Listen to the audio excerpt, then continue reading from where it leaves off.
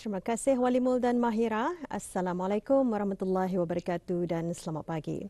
Alhamdulillah kita dipertemukan lagi hari ini Auda 3 Februari 2021. Ada maklumat dan juga satu bahan visual akan kita kongsikan dalam pertemuan kita pagi ini. Dan kita mulakan dulu mengenai laporan info mengenai penutupan sementara bekalan elektrik yang akan berlaku di sebahagian kawasan di daerah Tutong. Pada hari ini diteruskan lagi kerja-kerja pemasangan rangkaian kabel kawat atas voltan tinggi di sebahagian kampung Bukit Sibut dan sebahagian kampung Lubuk Pulau Mukim Tanjung Maya. Ianya akan dijalankan bermula pada jam 9 pagi hingga jam 11 pagi dan disambung lagi di sebelah petang pada jam 1.30 petang hingga jam 4 petang. Jadi harap maklum bagi bis kita yang tinggal di kawasan kampung Bukit Sibut dan sebahagian kampung Lubuk Pulau. Untuk seterusnya, kita beralih untuk menyaksikan bahan visual yang kami sediakan pagi ini.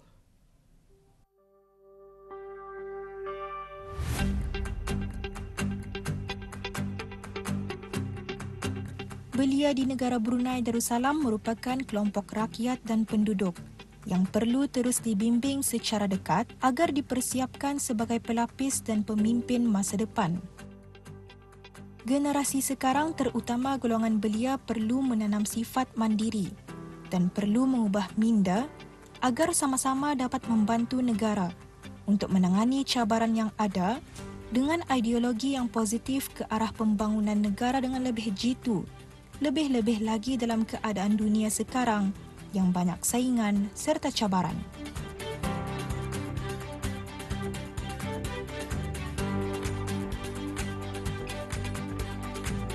Justeru baru-baru ini telah pun diadakan program pemberigaan bagi dasar belia dan strategi 2020-2035 yang telah pun dianjurkan oleh DBNS Youth Advisory Group dengan kerjasama Majlis Belia Brunei.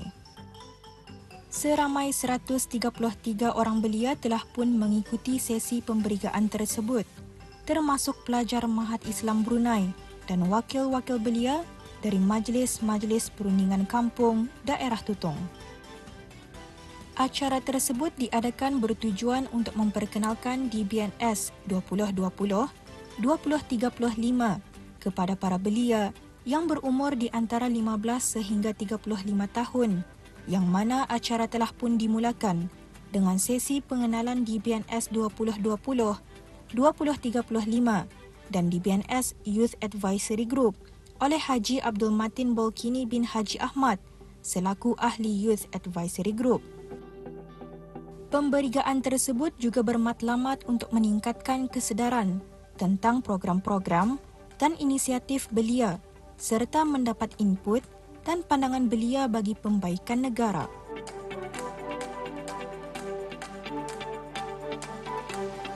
Pelajar-pelajar serta belia-belia yang hadir kemudiannya dibahagikan kepada beberapa buah kumpulan bagi aktiviti berkumpulan untuk sesi perbincangan. Semasa sesi aktiviti berkumpulan dijalankan, peserta-peserta turut memberi pandangan masing-masing mengenai cabaran-cabaran serta masalah-masalah yang sering dihadapi. Selain itu juga, mereka turut mengongsikan beberapa cadangan bagi memperbaikinya. Di samping itu, rakan strategik dari sektor kerajaan termasuk Manpower Planning and Employment Council, Job Center Brunei, Sekretariat Tetap Wawasan Brunei 2035, Jabatan Pembangunan Masyarakat dan Jabatan Belia dan Sukan juga turut hadir untuk menyalurkan maklumat bagi pembangunan belia. Youth Advisory Group telah ditubuhkan bagi membantu pihak kerajaan untuk socialize dan juga mendapatkan maklum balas daripada para belia tentang dasar belia negara.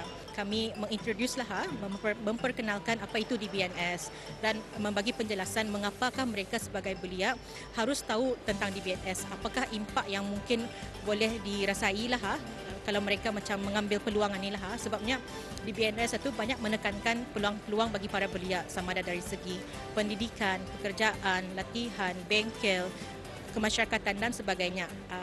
Yang kami dapati sebelum ini biasanya macam belia mungkin kurang maklum lah tentang acara-acara yang ada, inisiatif dan juga peluang-peluang yang ada. Jadi dengan mengadakan bengkel seperti ini di sekolah-sekolah, jadi dapat lagi kami mendekati para belia dengan lebih macam komplit. Pasalnya macam dari sini kami bukan saja buat taklimat, tapi we also buat breakout discussion. Jadi mendapat input daripada para belia juga. Jadi apa yang kami harapkan ialah we want belia untuk take ownership. Macam sebenarnya di BNS ini memang diciptakan untuk para belia. Jadi kami mahu belia untuk mengambil bukan saja mengambil maklum, tapi juga mahu melibatkan diri dalam pembangunan negara melalui macam-macam cara. Ini semestinya kemasyarakatan. Kadang-kadang macam taking care of themselves satu pun salah satu cara untuk membantu negara mengurangkan kos lah, for example lah. Jadi we hope yang kalau reach out to orang yang di sekolah akan lebih menggalakkan mereka untuk belajar dengan lebih rajin, juga melihat peluang-peluang pekerjaan itu bukan sahaja mungkin yang pernah diorang tahu, tapi dengan menjemput wakil-wakil daripada agensi-agensi seperti Wawasan Sekretariat, MPEC dan sebagainya, membukakan minda diorang terhadap pelbagai jenis peluang yang ada di Brunei inilah. Bagi pandangan saya, kebaikan sukarelawan, sebenarnya saya sendiri bersyukur ada masa dan privilege untuk menyumbangkan masa balik kepada masyarakat. Mungkin itulah sebenarnya salah satu kebaikannya.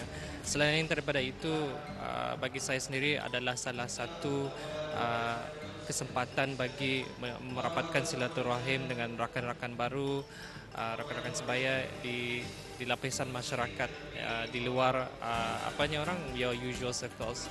Tapi on top of that, sebenarnya sukarelawan adalah salah satu cara untuk menimba ilmu, untuk mempelajari masyarakat secara terdalam, isu-isu dan bagaimana untuk orang to resolve them, untuk masalah gejala-gejala sosial yang mustahak. Yang penting sekali adalah untuk membina amal diri bagi dunia dan di akhirat.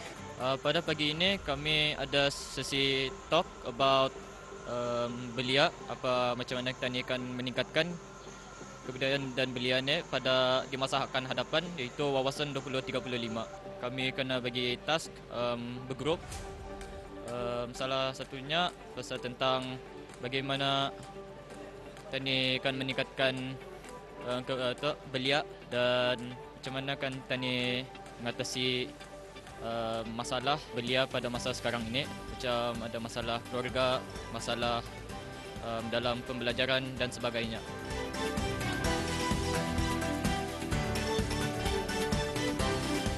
Dengan mengadakan program pemberigaan seperti ini, diharap ianya dapat membina belia yang berakhlak mulia dan bertaraf dunia berpandukan dasar belia dan negara strategi 2020-2035.